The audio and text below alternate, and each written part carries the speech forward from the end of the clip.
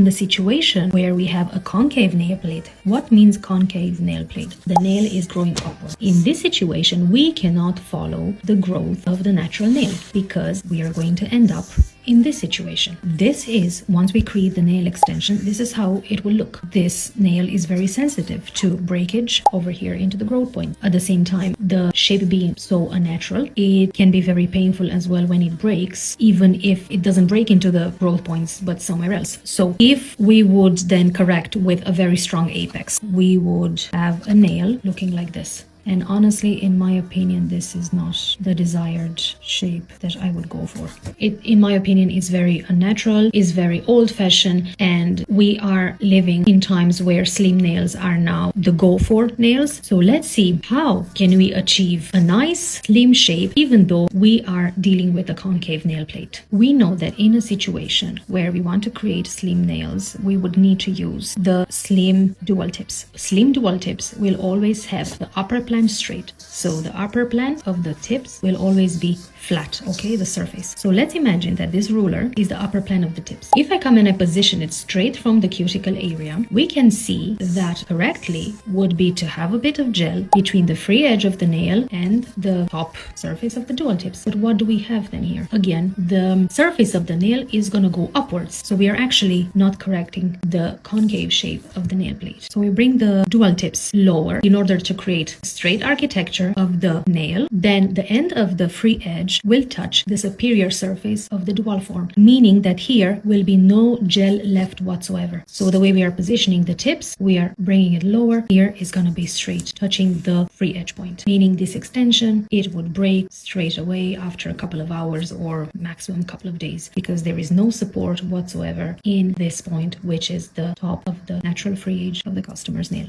So what can we do in this situation? What if we position a gel bead in this area? A gel bead in this area would make very clear for us how much we could lay down the dual tips. Plus, I would only apply the dual tips from the half of the nail, meaning that I will never lose the product that needs to stay in this area, okay? Applying it only from half of the nail will allow me the possibility of working a way thinner apex area. So I'm going to apply from the middle of the nail downwards the dual form, the dual tips, and then I will come and apply apex and complete the rest of the nail plate with rubber base or liquid poly base or gel or whatever other product I would like to use.